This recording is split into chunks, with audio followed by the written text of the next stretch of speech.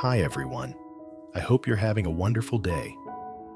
Today, we're going to dive into a heartfelt story about Huyen, Day, and little Amaya. A tale of loss, healing, and the quiet warmth of finding home again. It's a story where winter winds meet human kindness, and even the coldest nights can still hold a gentle light. If you enjoy this kind of storytelling, don't forget to hit the subscribe button and turn on the bell so you won't miss any of our upcoming videos. It was an early winter morning when Dee took Huyen and little Amaya into town to the supermarket, picking up some clothes for the cold that was slowly creeping in. There was laughter, teasing, those tiny exchanges of glances that only people who care about each other share. You know, those moments that remind us happiness isn't something distant. It's right here, tucked inside the ordinary. When you've got someone walking beside you and a place that feels like home waiting at the end of the day, that's enough. That night, the three of them sat by the fire. The wood crackled, soft smoke curled through the air, and the smell of chicken broth filled the little house. Dee turned to Huyen and said quietly, "I think we should build a gate for the house." Simple words, but they hung in the air, heavy with meaning. It wasn't just about wood and nails. It was about care, protection, a sense of belonging, a small promise that said, "I'll be here." Would this winter truly bring warmth? Would that gate just be a wooden door? Or would it become something more? Maybe an entrance to a new kind of happiness for the three of them. That's what this story is about. Love, faith, and the simple things that make a home feel alive. Don't go anywhere, because sometimes a single glance or a shared laugh can melt the coldest winter. The morning light touched the small village softly. Dew clung to the banana leaves, and a thin mist drifted over the garden. The wind slid through the cracks in the wooden door, carrying that earthy smell after a night of rain. Inside, Amaya sat cross-legged on an old rug in the living room, hugging a teddy bear almost as big as herself. The same one she'd gotten last winter. "Little bear," she said seriously, "today, Mommy's cooking porridge for us." "Right," she nodded to herself, then tied a small scarf around the bear's neck, just like how her mom did for her every morning. From the kitchen, Huyen watched, smiling softly. The rising steam from the pot brushed through her hair, and the whole scene felt wrapped in gentle warmth. "My little princess is taking care of her teddy bear?" she asked in that calm, tender voice of hers. Amaya's eyes sparkled. "Yeah, I'm giving him breakfast so he'll have energy to go to school with me someday." That's when Dee stepped in from outside, a little wood dust still on his hands. He leaned against the doorframe, watching them with quiet contentment. The sight, so simple, filled his chest with a peace he hadn't felt in years. "So the teddy bear's gonna be the best student in the house, huh?" he teased. Amaya giggled and rolled on the rug, still clutching the bear. Huyen laughed too, and when their eyes met, it was warm, calm, like a beam of sunlight cutting through morning fog. Outside, the dew was beginning to fade. Sparrows hopped on the old roof, chirping in the cold air as if announcing the start of a peaceful new day. Around noon, Dee said, "This afternoon, let's go into town. I'll take you and the little one to get some warm clothes. It's colder this year." The north wind carried the smell of wet earth as they rode out. The road shimmered faintly in the pale winter sun, and dry leaves twirled through the air. Dee's old motorcycle rattled as it hit the bumps in the road, but no one minded. Amaya sat snug in the middle, her little arms wrapped tight around her mother's waist, hair fluttering in the wind. "Mommy, are we almost there?" "Almost, sweetheart. Look, see that big sign? The one that says, 'Good prices every day'?" "Oh yes, that's it, the real supermarket." Her laughter rang out, bright and clear, like sunlight on cold glass. Huyen caught her reflection in the rearview mirror and couldn't help but smile. Day didn't say anything, just tilted his head slightly so the wind wouldn't sting the little girl's face.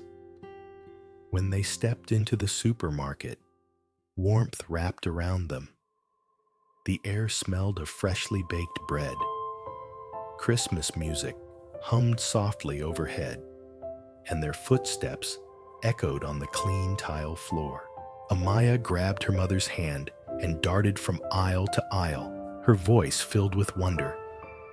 "Mommy, look, a coat with bunny ears. And this scarf, it's so soft." Dee followed behind with the cart, picking up the things Amaya kept dropping in her excitement. "You've got good taste, little one," he said. Her giggle was contagious. Her eyes gleamed like drops of dew in the sun. They moved into the winter clothing section, hundreds of coats shimmering under the lights. Huyen brushed her fingers across the thick, cozy fabrics, feeling the warmth in each one. She picked up a beige coat. "What do you think of this one?" Day paused, looked for a second, then nodded. "It looks perfect on you. That color, it's like morning sunlight, soft, but warm." It was such a small thing to say, yet it made Huyen blush and look away. She wasn't used to gentle words. They reached places in her heart she'd forgotten existed. Just then, Amaya popped out from behind a rack, waving a bright red coat. "Uncle D, look, this one's awesome. Try it on." Dee laughed, ruffling her hair. "If I wear that, I'll look like Santa Claus." "Then you'll be Santa Claus, and I'll be the Snow Princess." Their laughter filled the aisle and even drew smiles from other shoppers nearby. Later, in the shoe section, Amaya tried on a pair of tiny brown boots. She twirled once, her dress swaying, and sang out, "Mommy, do you like my new boots? I can run all winter and not get cold." Huyen crouched down to tie the laces, her voice tender. "They're perfect. My little girl's growing up so fast." Day stood back, watching silently. There was something so peaceful in that moment. It made his heart settle. He reached for a gray wool scarf and gently wrapped it around Huyen's neck.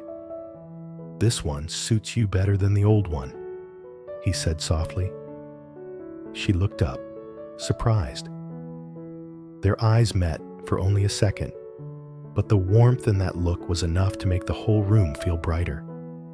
At the checkout, Amaya refused to let go of a massive teddy bear, bigger than she was.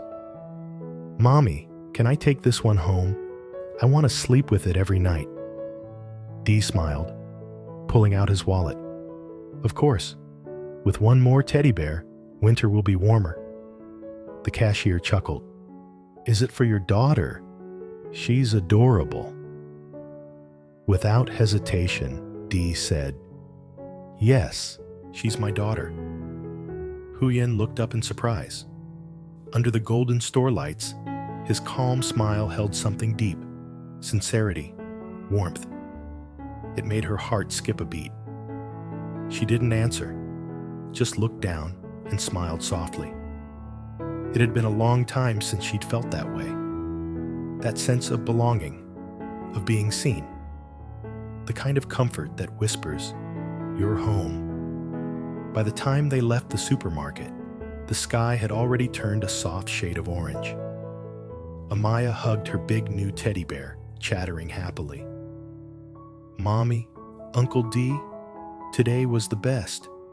Can we come back tomorrow?" The cold wind brushed past, but the three of them laughed. "She's looking more and more like her mom," Dee said quietly, his voice barely rising above the breeze. "It's been a long time since I've seen you smile like that." Huyen turned to him. He added, "Today wasn't just a shopping trip, it was a family day." Those words lingered in the air. She didn't speak, only rested her head lightly on his shoulder. The wind tousled her hair, carrying the faint scent of warm bread and smoke. Simple happiness she thought she'd lost. The motorcycle hummed along the foggy road, three small silhouettes pressed close together, like a tiny lamp glowing in the middle of winter's chill. As evening fell, the wind grew sharper. By the time they reached home, the sun had already dipped behind the bamboo groves, painting everything in amber light. Dee got a fire going, while Huyen rinsed rice for the chicken soup. Amaya sat on the floor, carefully peeling carrots with a tiny knife. The smell of smoke and broth filled the house, blending with the crackle of burning wood. "Mommy, when will it snow?" Amaya asked suddenly, her eyes bright. "I want to build a snowman, just like on TV." Dee smiled and stirred the fire. "It doesn't snow here, little one, but we've got the fire. We've got your mom, and we've got you. That's enough to keep us warm." Huyen looked at him quietly. The light from the fire danced in her eyes, soft, no longer guarded, like someone who'd finally found peace after years of storms. That night, after putting Amaya to bed, Huyen sat at the old wooden table. She opened a small box, its surface scratched by time. Inside were a few old photographs. One showed her late husband, Tieu, holding their baby daughter. She ran her fingers over the image for a long moment before gently closing the box and slipping it back into the drawer. When she stepped out to the porch, Dee was already there, holding a blanket. He draped it over her shoulders without a word. "You should rest," he said softly. "I'll take Maya to school tomorrow." She looked up, her voice barely a whisper. "Thank you for always being here." Dee just smiled, a small, quiet smile, but one that could melt the coldest winter night. The next morning, the sun was pale but kind, breaking through the gray clouds that had hung for days. Amaya ran around the yard in her new red coat, waving a bunch of wild daisies. "Mom! Uncle D! Look, a rainbow!" They both looked up. Across the rice fields, a faint arc of color stretched between the trees. Huyen smiled, her voice tender. "Maybe heaven still loves us, huh?" Day didn't reply, only reached out and gently took her hand. The cold wind swept through the yard again, but the warmth between them stayed. Inside their small house, the light from the hearth flickered against the walls, dancing like soft breaths in the cold. Huyen stood near the fire, arranging bowls of soup. Dee watched her quietly. The way she moved, the calm, the care, spoke more than words could. He smiled, then said quietly, "Huyen, I was thinking maybe we should make a gate." She looked up, surprised. "A gate?" He nodded, tossing another log into the fire. The flames rose, reflecting in his eyes. "Yeah, a strong one, to keep out the wind, to keep us safe, to keep our peace inside." When he said, "our house," her heart trembled. She looked down and smiled. "You're right. We've got the garden, the chickens, and Amaya. With a gate, it'll feel even more like home. I'll build it myself," Dee continued, eyes glowing with quiet enthusiasm. "I'll use pine wood from the workshop. When it's done, You and Maya can hang flower pots on it. Every morning when we open it, we'll see them bloom." Huyen laughed softly, a clear sound like the sunrise. "You always think about warm things. Since you came here, this house doesn't just have a roof. It has a heart." For a moment, he didn't say anything, just smiled, his expression full of gentle sincerity. He picked up a piece of firewood and drew a square on the dusty floor. "Here," he said, "this will be the gate. And here, we'll hang a wind chime. When the wind blows, it'll sing for us, reminding us that we're still together." Huyen looked at the simple drawing, and her throat tightened. It wasn't the gate itself that moved her. It was what it stood for: safety, trust. A home built not just of wood, but of hearts choosing to stay. Outside, the wind rustled through the bamboo leaves. Inside, the fire glowed steadily, wrapping them in silence and warmth. They didn't need to speak anymore. A look, a smile, that was enough. After so many long, lonely years, she had finally found a place her heart could rest. The pot simmered quietly in the corner. Amaya slept soundly, her arms around her new teddy bear. Outside, the moon hung low above the trees, its pale light spilling over the wooden window, where the fire still flickered like the steady heartbeat of their small, fragile love. Somewhere else, in a large, quiet house across the village, an old pendulum clock ticked softly. The father-in-law sat at the table, a steaming cup of tea in his hands. Across from him stood his wife, rigid, stern, her gaze cold as ever. He spoke first, his voice calm but heavy. "My dear, I went to see Huyen and the little girl today." She stiffened instantly, her eyes flashing. "You what? You went to see her? After everything she's done?" He sighed, looking out the window where the sun was setting behind the palms. "She didn't say much. Just greeted me, poured the tea. Maya's grown so much. Such a kind child. She smiles, just like Tieu used to." His wife's voice cracked, trembling with anger. "And what did she say to you this time? What lies did she tell you to make you defend her again?" He looked at her steadily. "Nothing. She didn't say a word. But in her eyes, I saw pain. The same pain I once saw in Tieu's." His wife turned away, clutching her dress to hide the emotion rising in her chest. "She ruined him. She brought shame to this family. And you. Enough," he said quietly, but his voice carried weight. "It's been years. Tieu is gone, and we're still clinging to the same resentment. Huyen's raising their child alone, asking nothing from anyone, just trying to live in peace. Why can't we let her?" Silence fell between them, broken only by the steady ticking of the clock and the faint hiss of cooling tea. She looked away, her voice rough. "Every time I see her, I remember the day they took our son." He looked at her gently, his expression full of sorrow and understanding.